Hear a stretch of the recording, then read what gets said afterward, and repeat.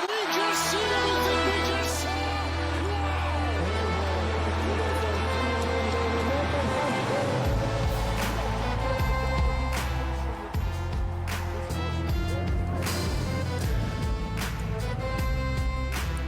Well, you know, I didn't expect it to come so fast, but it definitely did.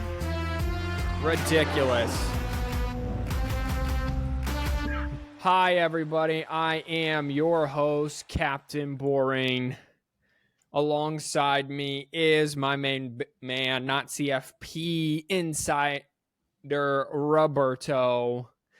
Admiral, you like that, could not be with us this week. That's okay, because I'm much better than he is at hosting. Listen, college football season, it came and it went. It seemed like just yesterday, Robert, that I was driving to your house on a Thursday. We both took off that Friday. We watched Florida and Utah. I walked out of your house on Friday. We said, well, we don't really know anything because we don't know how good Utah is. Because we felt like they should have killed them without Cam Rising. Turns out we were kind of right. Florida, we said, maybe. Well, that kind of turned out to be just what they were. Either way, I can't believe it. It's done already. And I know that we have bowl season. I know that we have America versus America, Army, Navy this Saturday. I know we have college football playoff. I know we got the Natty. I know all that. I just can't believe it's over. What are your thoughts? Like, can you believe it either? Like that we have come and gone in 14 weeks? I mean, I'll tell you what. When they say the good things don't last, they mean it. It just feels like a blur. You know, it was 90 degrees outside, kickoff. Now it's 30 degrees, end of the season. It just came and went like the seasons. It's crazy how it does it every year. The drama of college football, again, I deemed it the year of the almost upset, the year of the almost, and they saved the drama for the very end. The college football playoff committee said, you know what? Ain't no upsets happening on the field. We'll give you one off the field, you know? All right, so let me just catch people up. Listen, here's how Championship Saturday went. Washington beat Oregon again for a second straight time. If you don't know this, then I can't help you. By the way, go follow us on Instagram at 4th1 Podcast. Don't forget to like, subscribe, and share with all of your college football nerds in your life. And even not with your college football nerds. Someone you hate, send them this podcast. Someone you like, send them this podcast. Just send this podcast literally to anyone. We don't really care at this point. So Washington beat Oregon. The final score was 31-34. Oregon really, though, kind of dominated that entire second half. Wouldn't you say? Yeah. Yeah. Oregon did get kind of a really late touchdown, but it was a 10-point game. Yeah, I was actually really disappointed in Oregon. Yeah. I thought, especially their first half. Their second half, they picked it up, but their first half, I was really disappointed in them. That was definitely the most complete game that Washington has played. Yeah. And fitting enough, they waited until then to do it. Jalen McMillan, they got him back healthy, and I think kind of that made a big difference. I mean, he led the game with 131 receiving yards, so I really think that did they missed him a lot. Liberty beat New Mexico State. That was huge because Liberty finished undefeated, and now will play Oregon in the New Year 6. They became the highest group of 5 ranked, and I'll get to more of that in a minute. Saturday matchups gave us kind of in order here. Texas just outright dominated Oklahoma State. It was 14-0 from like 5 minutes in. Okay. Nothing surprising there. Miami of Ohio beat Toledo in the Battle of Ohio that took place in Michigan. That's right. Michigan better than Ohio. Just going to leave that there. 23-14. I was kind of bummed in Toledo because Toledo was 11-1, something like that. And they only scored 14 points. Then in the afternoon time, SMU beat Tulane 26-14. That opened the door for Liberty to be ranked above SMU. Here's the thing, though. A lot of people had issued that SMU didn't get the New Year's Six nod because SMU played a tougher schedule than Liberty, like a way tougher schedule than Liberty. However, 2 losses is worse than 0 losses in this case. I'll get there in a minute. Boise State routed UNLV and retained their interim head coach. And we'll get to that in just a minute as well, coaching carousel. Appalachian State just got bombarded by Troy. That was the only pick I had right the entire weekend. Just to let everyone know. That's how I go. Okay, and then the upset, I would say, of the day, they were 5.5-point favorites. Alabama beat Georgia, so you correctly predicted this a few weeks ago. Alabama beat Georgia 27-24. There was a field goal about midway through the third quarter, or was it early fourth? I think the third. So it was a 45-yard field goal-ish. And there was a false start, so it backed it up 5 yards. And then that field goal doinked off the upright that would have been good from 45. That was the difference in the game. A lot of people had a lot of questions about Georgia's kind of play calling late in that game. I do as well, or early in that. I mean, they went right down the field. That first drive, it was bim, boom, bam, touchdown. And then it was completely different. Michigan in the nightcap then beat Iowa 26-0. Couple things about this. Michigan covered and the under hit.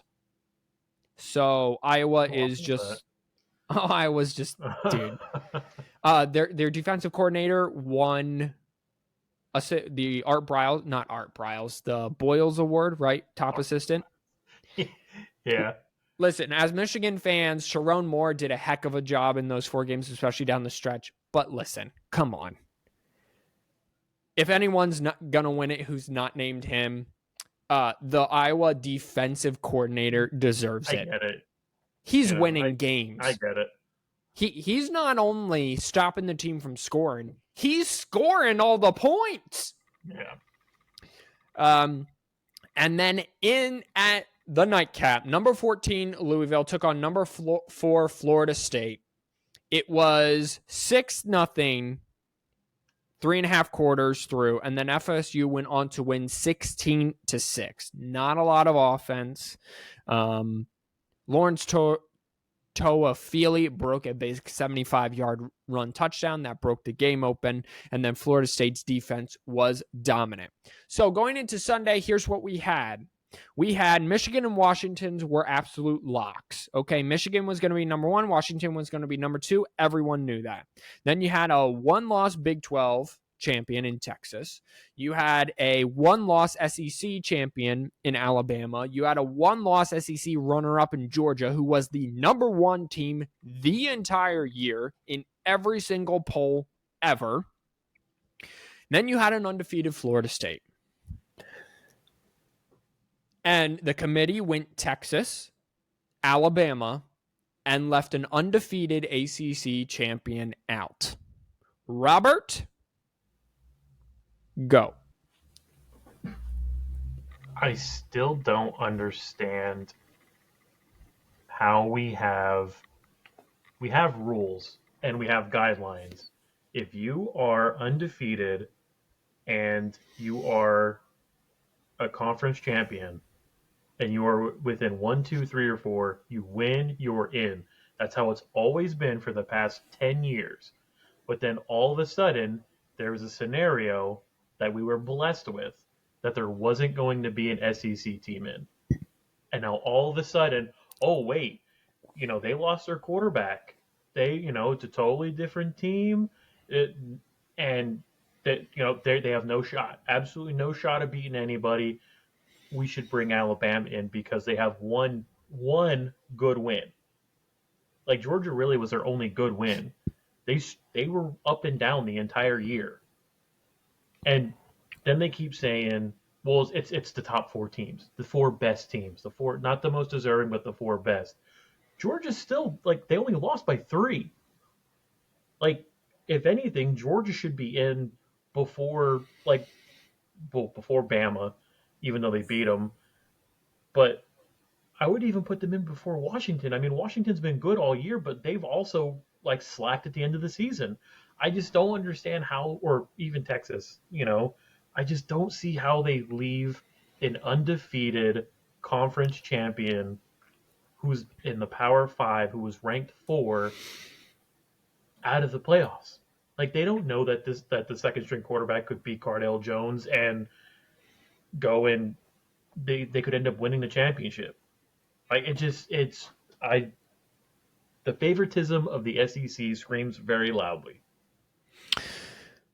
So I echoed the sentiment about Georgia being one of the best 14. If you're going to say 4 best, right? I talked about this on the 10-minute sports report I did on Monday. If you're going to say 4 best, then Georgia 100% has to be in. Georgia went from 1 to 6 in the rankings on Saturday. Okay. Their only loss was by 3. And at no point during the season did Georgia mess around with anybody. The only team Georgia messed around with was Missouri, who they did play at home. However, the committee has Missouri ranked 9. In my standings, I have them ranked 10.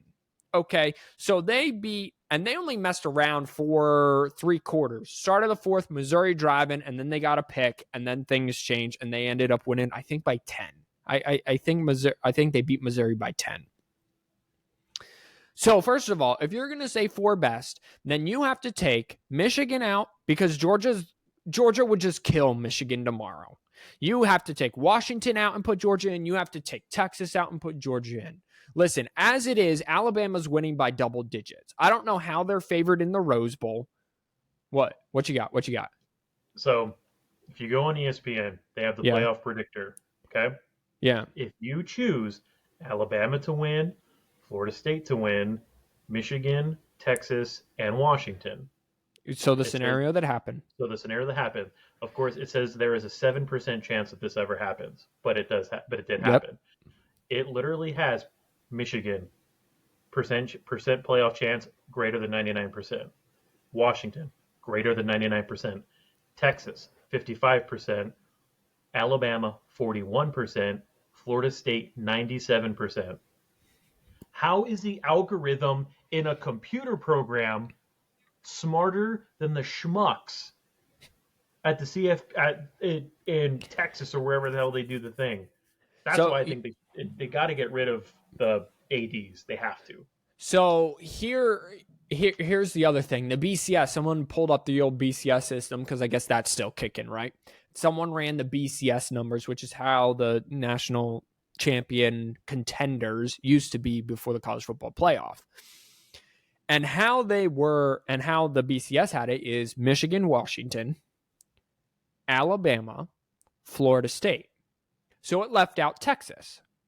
And that's that reason right there is why they left out Texas.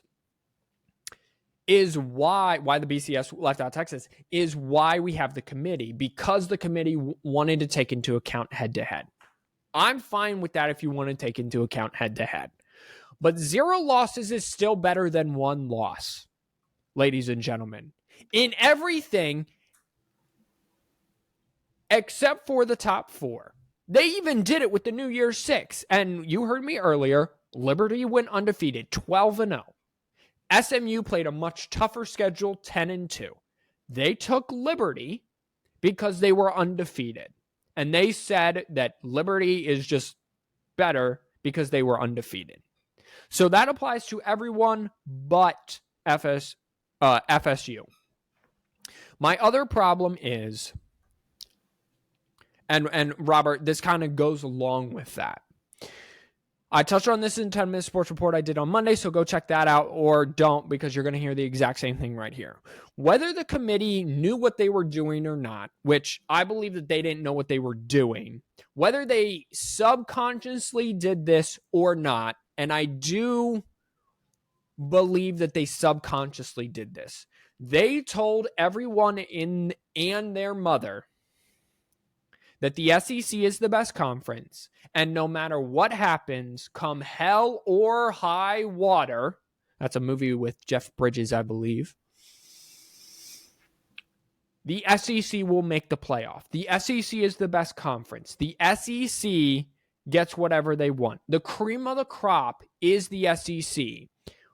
Moreover, they told people that the ACC does not matter. The ACC is weak.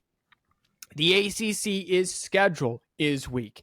I'll tell you what, when Florida State walked into Death Valley Clemson week 5 maybe, and Clemson was on a little bit of a backslide, and Clemson had that game won, and it was a great game, and then Cade Klubnik threw that out route and threw that run pass option instead of handing the ball off on third down in overtime to go up 10, and then they had a 4th and 2 and they didn't get it, right?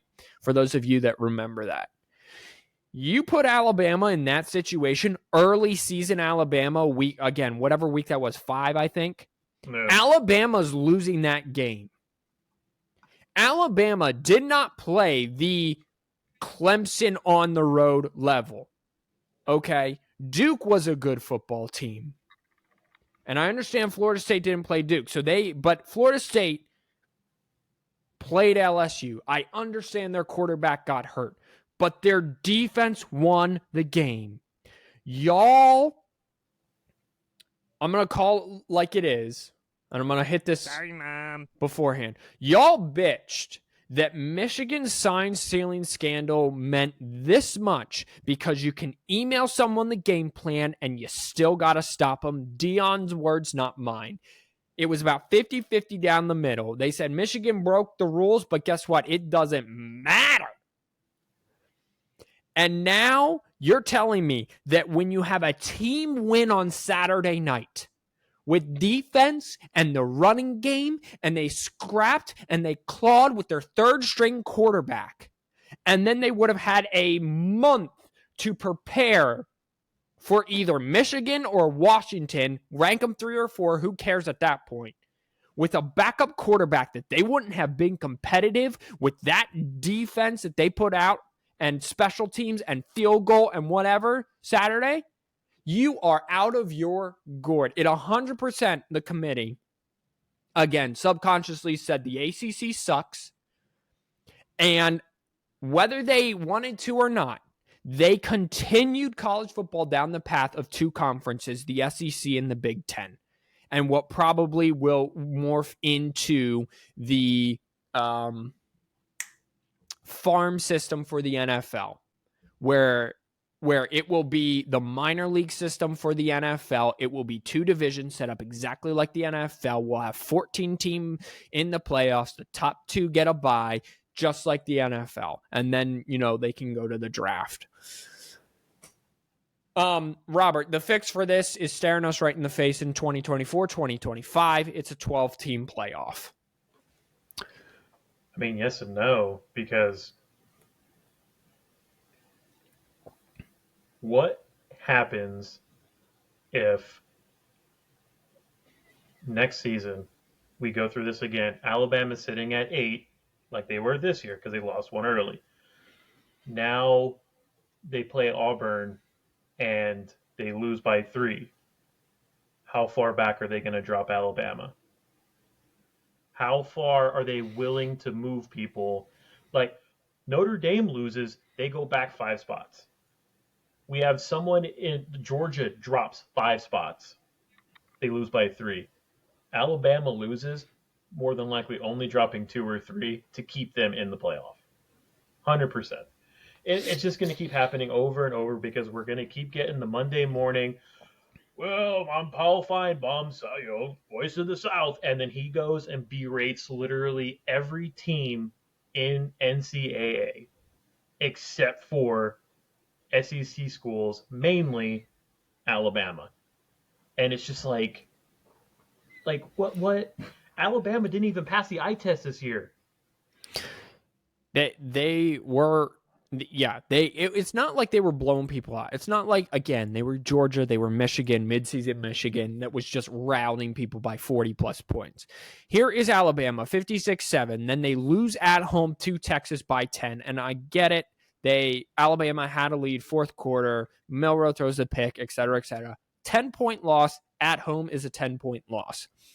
South Florida, 17-3. It was really 10-3. They scored with about 30 seconds left. Saban scored that touchdown knowing he needed it to look good. Next week, Ole Miss. Their defense won the game 24-10 because Ole Miss was rolling at that point. Mississippi State, 40-17. They started to get things going. Next week, Texas A&M played them tough at home, 26-20, and that was a back-and-forth game that I thought Texas A&M could win at any moment. Arkansas, they only won by a field goal after being up 21-3, or I'm sorry, I think it was 24-7. They only win by 3 and had to hang on late. Tennessee, they beat by 14, probably their most impressive win, but they were down 20-3 early in that game too. LSU was a 42-28 win that was tied at 28 midway through the fourth quarter. Kentucky was a blowout. Chattanooga obviously was a blowout. Auburn, they should have lost, but Auburn invents new way to lose. It's kind of like they're making up for the kick six in the opposite direction. And then they beat Georgia in their best win of the year at a neutral site in Hotlanta by 3. Win is a win. I will give you that. But let's not act like they were heads and shoulders above Florida State, because they weren't. So just to prove my point, let's go look at Florida State's schedule. And I get it. Strength of schedule 55th. Again, you're taking into consideration the overall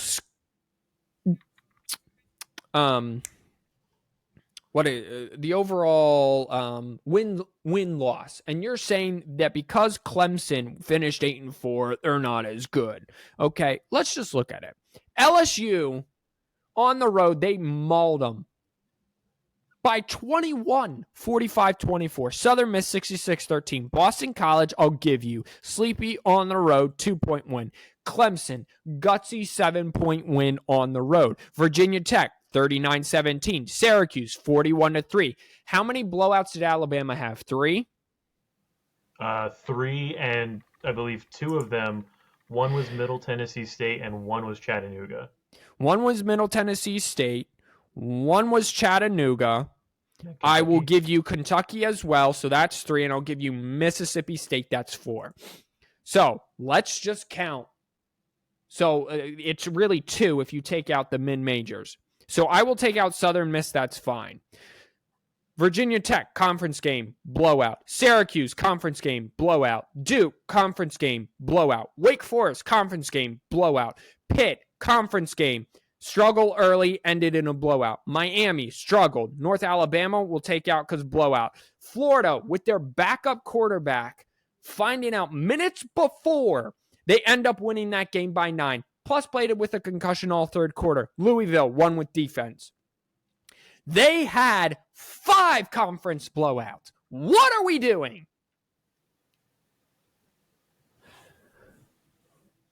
We are just taking down the hog into the throat of the SEC. That is what we are doing. And if you don't know what I mean, get younger and have more of a dirty mind. Okay, ladies and gentlemen. So that's what we're upset about. We're going to preview the college football playoff at a much later date. We don't need to do it now. I will say this. Michigan, you get Bama. You got to keep it within a score. You got to make people think that you could have won the game. You can't get blown out. We've done this now 2 straight years. Should have won last year, didn't. You lucked your way into the playoff, and you were basically just there to have fun, and Georgia made you look like it.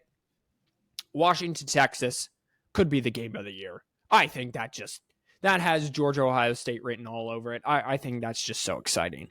Either way, your national champ, your 2023 season national champion is Alabama. Let's everyone clap.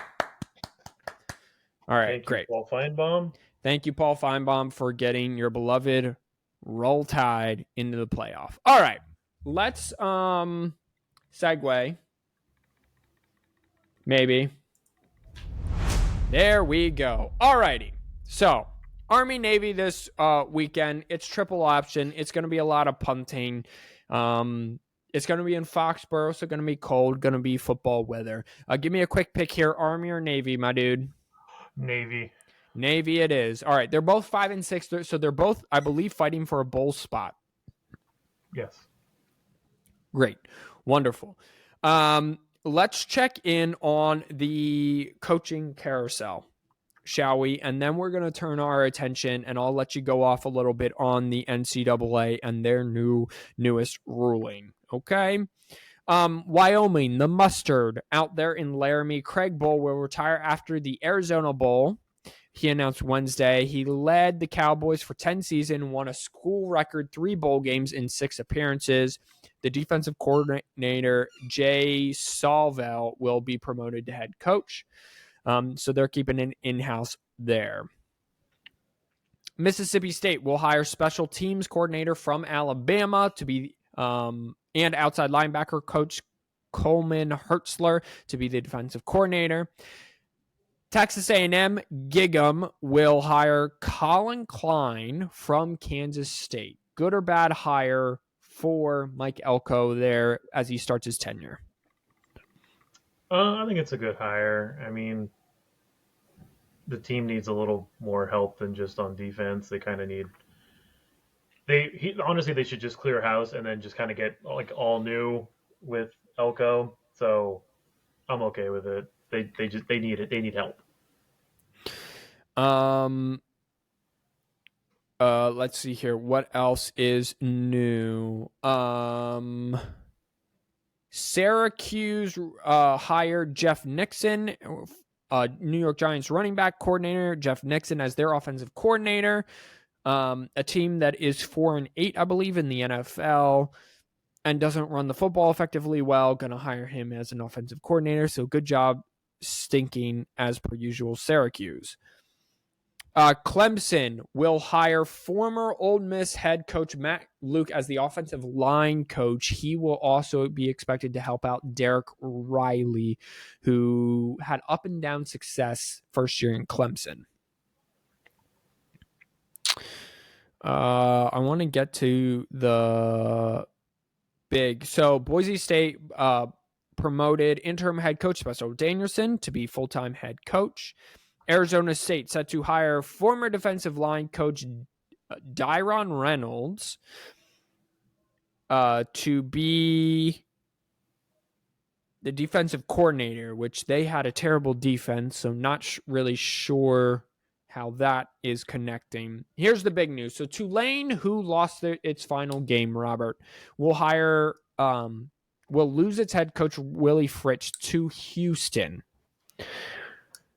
Fritsch was 23-4 over the last 2 seasons, where he won the ACC title and defeated USC in the bowl game last season. The Green Wave lost 26-14 at home to SMU. Good or bad hire for Houston? I mean, it's a good hire just because he's a coach. He was a good coach that kind of has proven he can build the program, and I can only imagine it might be easier to get kids to go to Houston than Tulane. But where's Tulane? Tulane's in New Orleans, isn't it? Yeah. It might be easier to get kids to go to New Orleans just for the party vibe.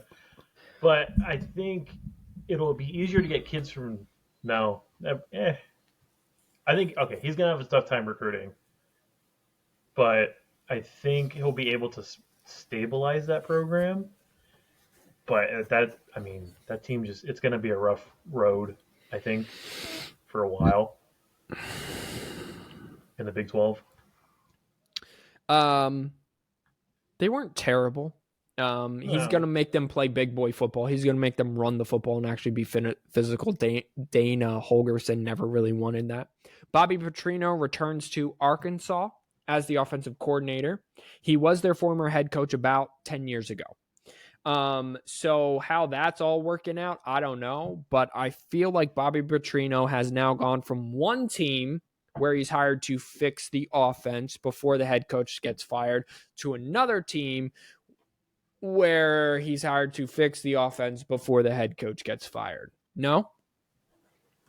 Yeah, pretty much. And he's there essentially to save and or take the job. So Baylor fired their offensive coordinator and hired Cal's offensive coordinator, Jake Spavital. So that's cool. Baylor kind of was really good, and then Matt Rule left, and then they were really bad, and then they were really good, won the Big 12, and now they've been really bad again. I've never seen a program do that. I've seen the fall after the head coach leaves, but I've never seen them rebound, be really good, and then immediately be really bad again. Yeah, I mean, it's like the most unfortunate roller coaster you could have because there's just no building of a program there. It's here, gone, here, gone. There's no culture. That's just, you good? Yeah, I thought I felt something in my teeth. That was kind of weird. I'm good. Yeah, go ahead. All right. Hey. Yeah, I don't see that trend stopping for them really, and because they only ever have a coach for what, maybe 2-3 years, which kind of seems like the trend for almost every college at this moment. But there's no culture building, there's no program building. It's I'm here to advance, and that's the only thing. Speaking of culture, here to advance, that's the only thing. Colorado fired Sean Lewis. Basically, he got the San Diego State job, but he was going to be fired. He was relieved of play calling duties midway through the season. Tim Brewster, tight ends coach, resigned. Nick Williams, defensive end coach, resigned. Darian Hagan, running backs coach, resigned. Followed Sean Lewis to San Diego State. Prime then, by the way, a record 3,000, 4,000 kids jumped in the transfer portal since day after the last game ended. Prime sent out a tweet. Y'all know where to find me. I ain't that hard to find. You can't build a program on the transfer portal. Does Mel Tucker not teach? Does the history lesson of Mel Tucker not reverberate with anyone? I mean, we'll find out with Louisville next year, because that's how Brom built that team this year off of transfers. So, it's hard with transfers just because you're just bringing a bunch of people in who are going to be there for 1 year. Like, it's not like, college basketball is a totally different beast where you bring one group of amazing players, they play, and then they go to the NBA or the G League or whatever, and you can just reload year after year after year. You can't really do that with football. Like, you kind of have to build and teach these kids. You got to start a program and just keep it going. Like, just by bringing in 5 players and then thinking that's going to change everything, I mean, you're just wrong. Like, it's just not. I completely agree. You got to have culture. I mean, Michigan really didn't get good until they had culture. Alabama didn't get good until they have culture. Georgia never beat Alabama and really only beat them once now, won those 2 national championships because they had culture, right? When you have rentals, I mean, that's fine if you want to fill a hole, right? Like Michigan's offensive line, they needed a left tackle. They went out to the transfer portal and they got a left tackle, right? But it's not like NFL. People are like, well, the transfer portal is becoming like NFL free agency, which it is. And we'll get to NIL in just uno moment because it kind of ties in. But there's money being exchanged. So it's sort of like NFL free agency. But it's not like these cats are staying with you 3-4 years. These cats are maximum 2 years, maybe, right? Yeah. Because even Dante Moore, true freshman transferring from UCLA, if he ends up at Michigan, let's just say he ends up at Michigan, He'll be a sophomore. My guess is he'll have a good chance to start. We'll have to see. If he ends up there. Even if he goes, let's say Oregon. He goes to Oregon, he has 2 awesome seasons. He's gone to the NFL. Yeah. Right so next year will be your first year with the program is your learning year. You learn about their culture. Your second year, you are part of the culture and establishing it. In, out, done. He learned about it. He established it, but now he's not teaching it. It's see one, do one, teach one, right? That's what my one preceptor told me in right after nursing school when I got my first job. He said, what I want you to do, I want you to see one, I want you to do one, I want you to teach one. That's how it stays with you. No, there is no teaching anymore. It is seeing and it is doing, and now you're not passing anything down to the kiddos behind you, the 18 years old. So you're not really building a culture. Quick fixes, sure, but quick fixes don't win natties, my friend. All right. Robert, let's get to NIL here because it is just not great.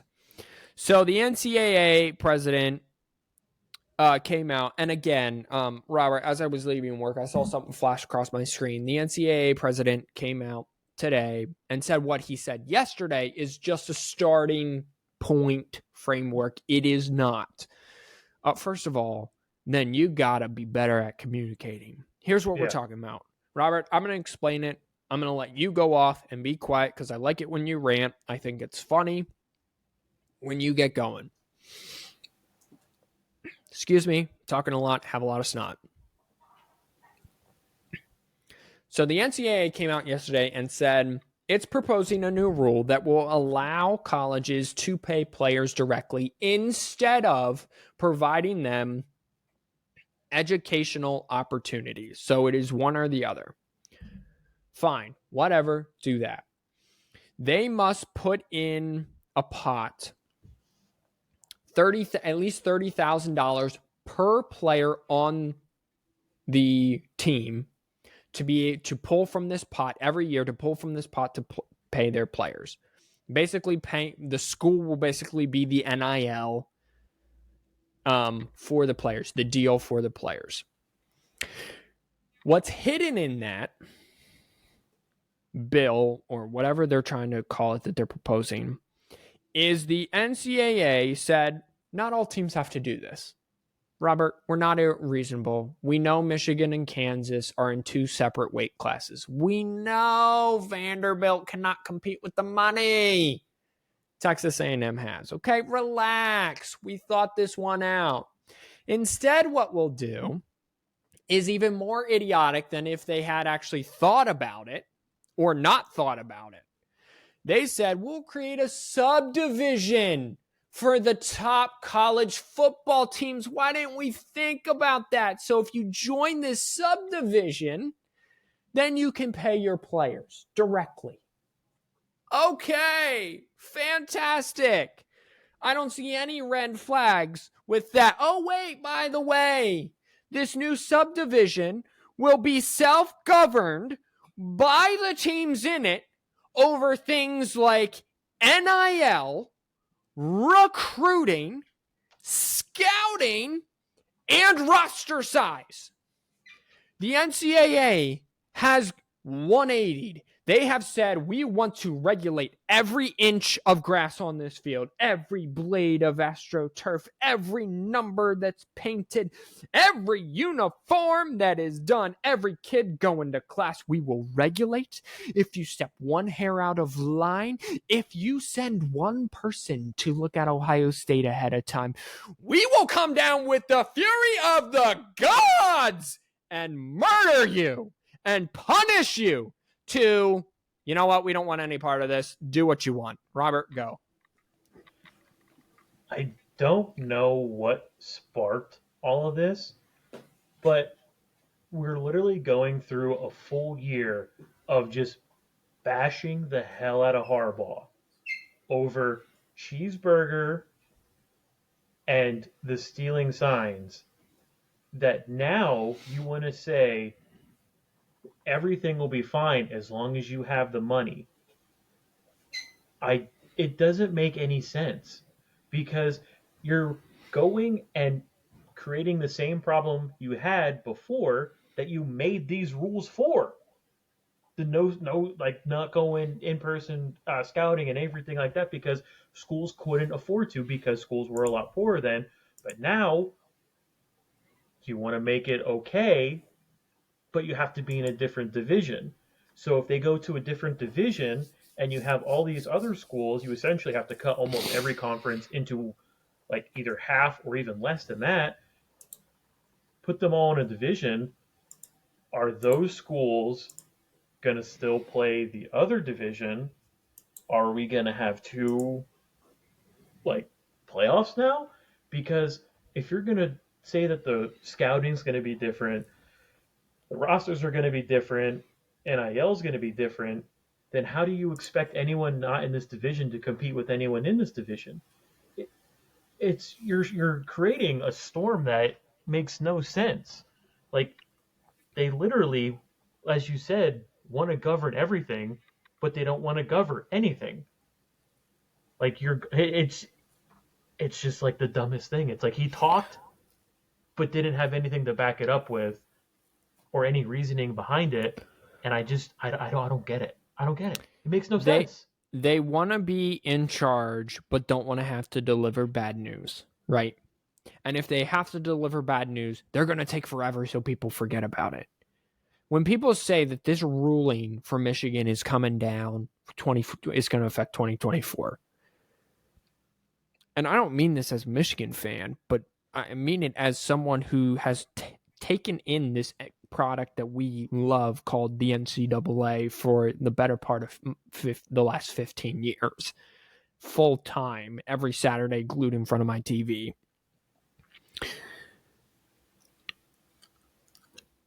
They are not making a ruling about Harbaugh in 2024.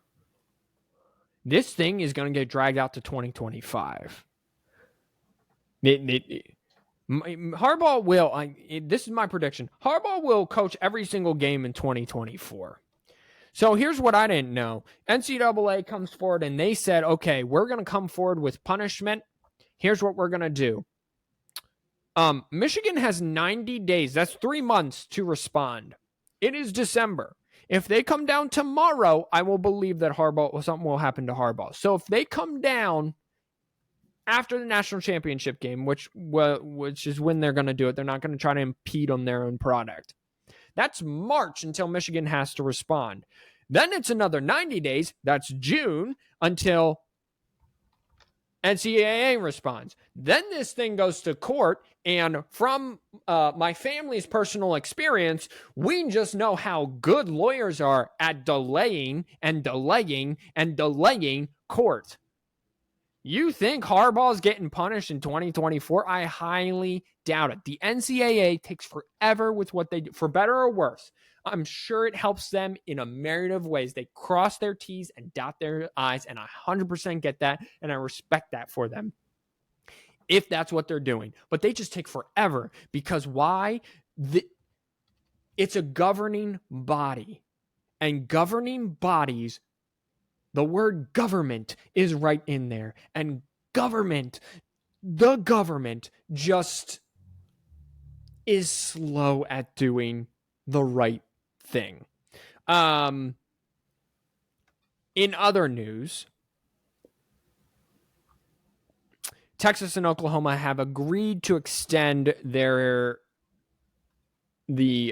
Cotton Bowl, Red River Rivalry at the Cotton Bowl through 2036 as part of the deal. Dallas, the city of Dallas.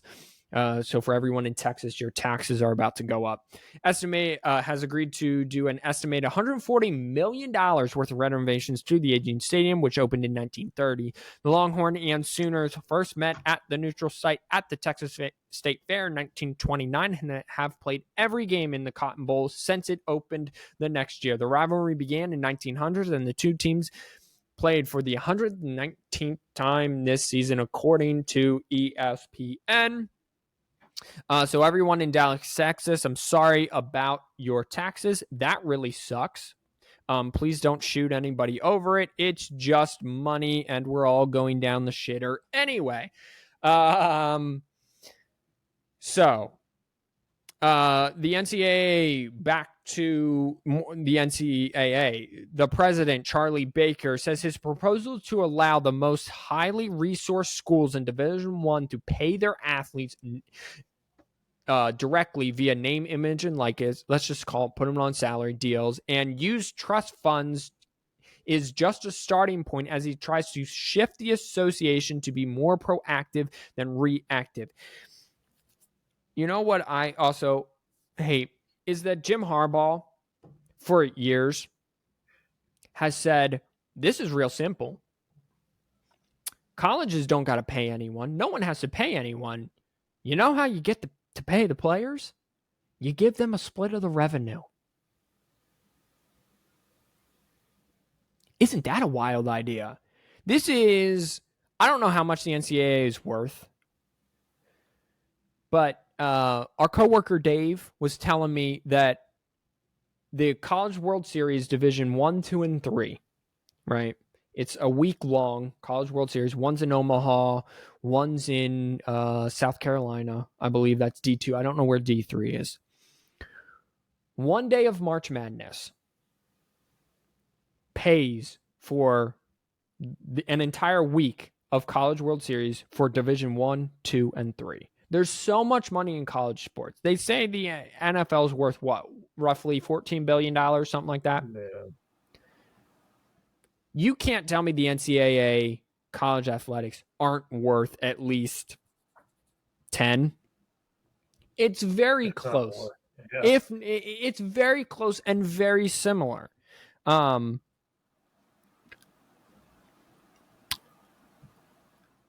Here's what I dislike most about this is that, Admiral, you like that last February when this all started said that this is going to become a semi-pro league because the schools are going to have to start paying and show profit and no longer be not-for-profit.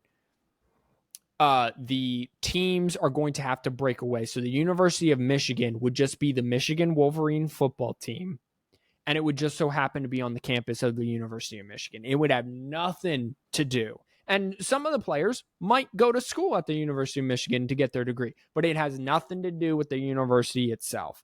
That is where this new subdivision idea is headed. Robert, say something. I just don't like it. I just think if they want to do kind of like how they do with like regulation and stuff like that, like you can do that, but you're just creating so much disparity between like good colleges, not even good college, but just good football programs and the programs who just aren't that great. Like your schools that aren't in a Power 5 conference.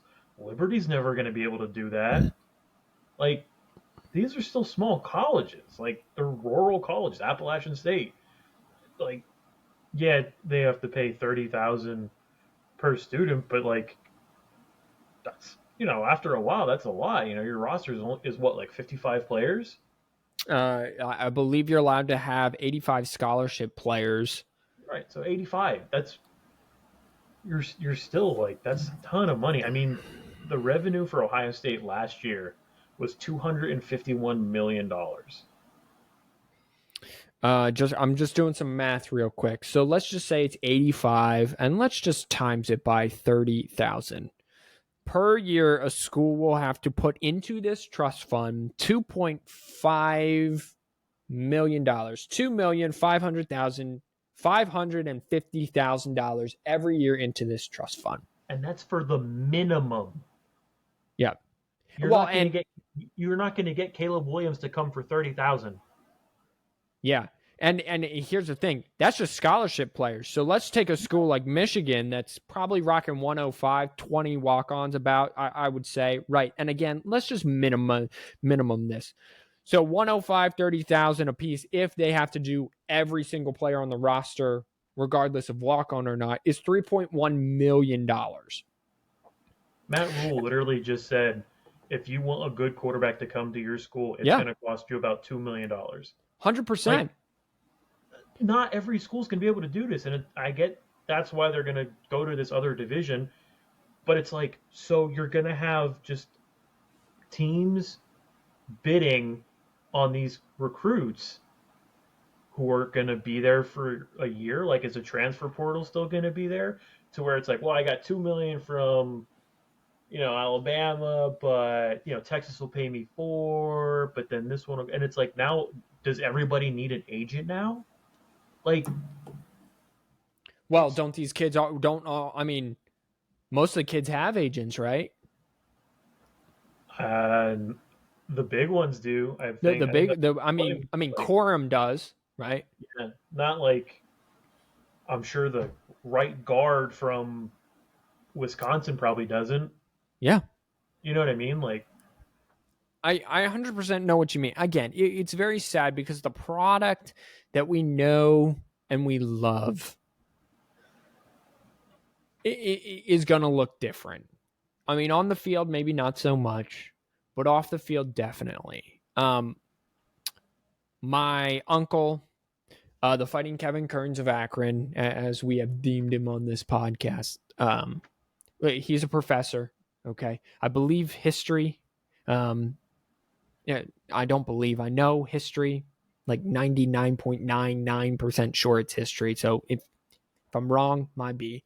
Um, and he made he was making a joke about Akron not hitting the over, and he said our last 2 games are versus Miami and OU. I was thinking Miami from Florida and Oklahoma. So I made the comment. I was like, well, I hope that they're getting paid. At least I hope that they're getting paid well. And I sent the eye rolling emoji. And he goes, or that they get a fine education from a fine institution. And then I realized he was talking about Miami of Ohio and Ohio University, not Oklahoma. And I thought that they were getting, and I was saying, I hope Akron gets paid well to go play, because it was right at that time of the year where they play the cupcakes, right? mm-hmm. Those schools plays the cupcakes. So I was like, well, hopefully Akron's getting paid well. That's what I meant by it. And it's kind of his generation that wants these kids to have the education, that see how much the education. And let's not get this twisted. As I have been grown up and become a more crotchety old man, okay, and I don't know where you lie in this, so we're about to find out, because I'm about to ask you at the end of this rant that I just seem to go on before I talk. An education for 4 years at Akron, I'm just going to guess it runs about $40,000 a semester. I don't know, but I'm just going to guess it runs about $40,000 a semester. So about $80,000 a year. Okay. I'm going to be conservative. Let's just go with this so I don't hurt anyone's feelings. $30,000 a semester, $60,000 a year. So 60 times 4 is $240,000. So you are basically giving these kids $240,000. I would hope free room and board and meals on top of that. If that is not happening, that is also asinine, because I do believe that a full ride should include everything you need to live and survive at said school. You're giving these kids $250,000, plus you're giving them something that they can use in the real world. And I understand it is not monetary, but Robert, I don't even know the percentage of kids that don't make the NFL or that do make the NFL, but I guarantee it's low. So most of these kids need this education. More importantly, as I have been told, if you do college right, you're going to network and make connections that you're going to use for a long time that maybe are even more important than the degree. So the education still should stand for something. And if you're just going to straight pay these kids plus the education, again, I get it. I get that these kids want, but again, go back to Harbaugh. There's billions of dollars floating around. Give them a piece of the pie. Still let them land on education. let him sign some autographs for $2,500 a visit for 2 hours or whatever, and make some money. I never wanted this thing to blow up, but here's my question, Robert. Robert, where do you land on the education thing as the old white man, as Pat McAfee would say, being their payment for playing college football is their education?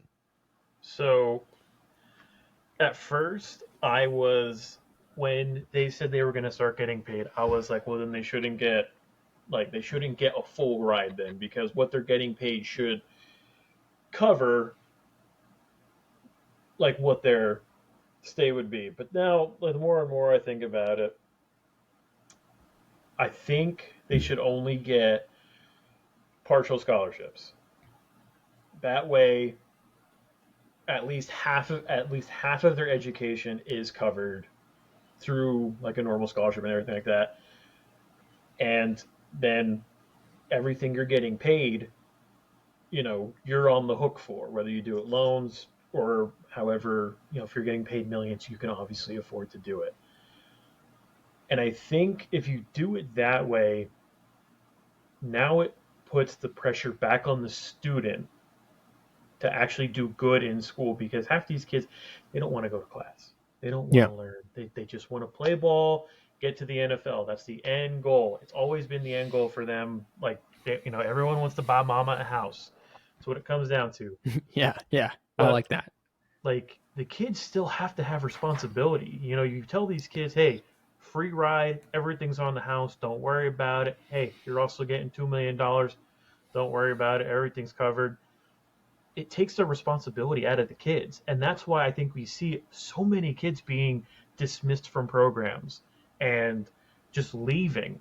Like, if you are still on the hook for a year, like, if you use your first 2 years up on your scholarship and it's your third year and you're just like, you know what, I don't want to do this anymore, I'm going to transfer elsewhere, you should still be responsible for that. Like, you were still there. Now, like, there would be like deadlines, like, if you start the semester, you're responsible for it, but if you don't, Right. Yeah. like fine tuning. Right. But like, the kids got to have responsibility, and like the coaches have to have the responsibility of still trying to mold these guys into men, into people who understand, hey, there's a life after football. You're only going to, if you make it to the NFL, 5 years, that's about your average now. If you're a running back, you're lucky to make it 4. You got to learn some things. You got to learn how to be somebody in society. You're not going to play football the rest of your life. And I think that's the disconnect, is right now there is no accountability for the student. I think I like your idea. I think, to take it one step further, there should be a cutoff. Everyone has to say how much they make NIL cash money. Whether you get a car, what that car's value, you get a brand new Corvette, that's $75,000. Okay, you said basically I got something worth 70. You disclose everything. NCAA, Big Ten Conference, I don't care whoever, SEC, whoever says, okay, Jalen Milroe, you made, and have it be nationally wide, a set amount of money. When you hit that set amount of money, whether it's in cash, whether it is new Xboxes, whether it's new car, whatever it is, when you hit that set amount of money, let's just, for sake of argument, $250,000. When you hit that, your scholarship for the remaining time you are at Alabama, Jalen Milroe, is null and void, and it must go to someone else on the football team. Because now what you're doing, at least you can have it best of both worlds. Jalen Milroe gets his school paid for by himself. So now if he wants to pay for it, and if he wants all the fancy stuff and to pay for it, he's got to sell his car, right? He's got to do whatever. He's got to take whatever he is. Basically, now he's working on the side. That's basically what he's doing. He has a part-time job. That's what these NIL deals are. Part-time jobs on the side, and he's paying for his school. But now you're giving it to someone, a Joe Schmo, who's never going to see playing time, whose parents or himself are going to be in $250,000 in debt by the time he's done playing school because they wanted him to have his dreams, because I'm told parents love their kids, okay? And I'm told parents like their children and want them to have the best. And listen, my parents were very good. That's not taking a shot at anyone. I'm just saying I don't have kids. I don't see the I don't have the urge to have kids. But anyway, that's where that's coming from. I think you are giving a break to someone who is actually going to appreciate the experience and doesn't get the same experience as you, but now he gets that educate. He's going to use that education more than Jalen Milroe is. Right. Almost instantly. He's going to use that free education more, and probably, I can't say better because I'm not judging anyone here, but he's going to use it more right off the bat as soon as he's done, more than Caleb Williams is, who has a $2 million NIL deal, who's going to be top 5 pick in the draft, if not number 1 overall, who's going to get $26 million right off the bat in the NFL to continue playing football. Meanwhile, the 180-pound walk-on who runs a 5.5 40, but somehow got on as a walk-on because he's grit and he's tough and he's just it, and he's going to class and he's struggling through, and his parents are working 2 jobs, and he's going to be in $100,000 worth of debt when he's done, is going to use his degree to go work at a law firm or something and use his degree better right away. You got to have you got to find a situation to have it be the best of both worlds. And no one is doing this. It brings it back to the very start of this conversation where the NCAA wants to regulate every single blade of grass, but at the same time doesn't want to be the bad guy. After being, and the ironic thing is, Robert, they were the bad guy forever. I mean, they still kind of are. They still kind of are. But the name, image, and likeness thing, right? They were the bad guy because they were the crotchety old men. No education. No, they can't make money off of themselves. And now they're like, oh, we don't want to do anything that's gonna offend anyone. Well, yeah, and then it was, oh yeah, you guys can do NIL, but it's got to be regulated by the schools. So they put the pressure on the schools to do it, and the schools are like, I don't care what we do. If we bring people in, we bring people in, and it is what it is. And then we end up in scenarios like Texas A&M, who is just paying these kids like Jimbo money, essentially, to show up, play like dog poop. I thought I had you there. Yeah, go ahead. And then, they're just like, oh, we're going to the transfer portal. The number 1 kid in the transfer portal right now, defensive tackle from Texas A&M, was one of those kids. He's a 5-star recruit.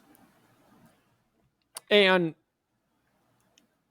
Texas A&M kind of hurt all colleges when the 12th Man Alumni Association walked on the field at halftime of the game, where after the game Jimbo got fired, and presented the athletic director with $160 million check. It's, hey, look how much money we have. We can literally, because no one is regulating jack shite, we can do whatever we want with this money. Oh, and by the way, $70 million of it is going to go to Jimbo. Guess how much we still have left over? $90 million. Our stadium was just redone. Don't got to do anything there. So what are we going to do? Oh, let's just pay these guys. Oh, how much are we going to pay these guys? I don't know, however much we want, because guess what? No one's paying attention. No one gives a shite. It doesn't matter. It doesn't matter. And listen, that's just $160 million. I'm sure there's more than double of that from other boosters and fundraisers and everything. Johnny Manziel, you flash him out at one party, gala, something down there in Aggie Land by the Reveille cemetery. Did you know they did that, by the way? They buried all the old Reveilles outside the stadium on a hill so they're like overlooking the stadium. Did you know that? I didn't, but I mean, that's kind of nice, I guess. Right. It's kind of nice and kind of cool. You flash him out at a gala to bury or announce a new reveille or something. That's like an easy $10 million. Yeah. Johnny Football shows up, the most exciting player in college football since Robert Griffin. I mean, no one's been more exciting than him. Caleb Williams had the potential for about a year and a half. All right. Well, anything else you want to talk about? We're at an hour and 5 minutes. We've touched on a little bit of everything. Well, it's pretty. I mean, we pretty much covered everything that's happened between last week and this week. I'll tell you what. My prediction of USC going 10-2 just fell hard on its face. What are you gonna do when the wind blows and it's a touchdown because there's no defense? You know, the ball just rolls naturally. Yeah. Only score so much. You can only score. You can only hang on for so long. Florida 6-6. I was basically spot on there. Missouri was 6-6, just a tad bit off there. Missouri probably surprise team of the year, I would say. Yeah. No one expected them to be top 10. Yeah, that's true.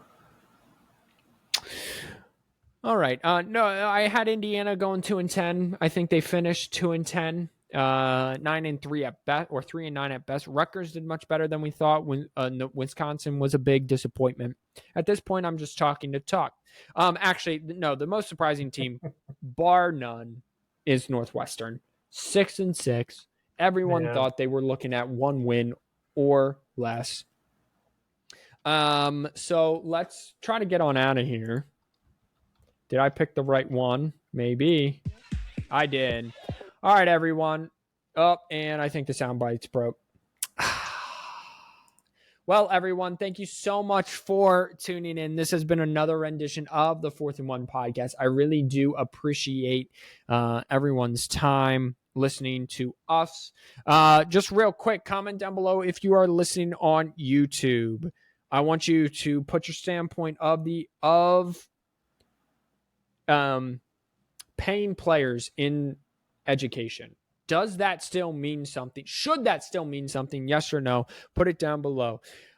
We will probably still do weekly episodes, I'm assuming. Next week, we will get into bowl games, and we're just going to have some fun with some bowl games. Week after, we're going to get into the college football playoff. Week after that, we're going to review the college football playoff and preview the Natty. Week after that, Natty. So you see how this is going. Into the offseason, who knows what we're going to do? Who knows if Robert will still be around? Just kidding. I think he's here to stay long term. Everyone seems to love him. We love him. We love having them. Until we see you next time, remember, God loves you. May God bless you. Wash those hands because y'all are filthy animals. And remember, education means something, younglings. Goodbye, everybody.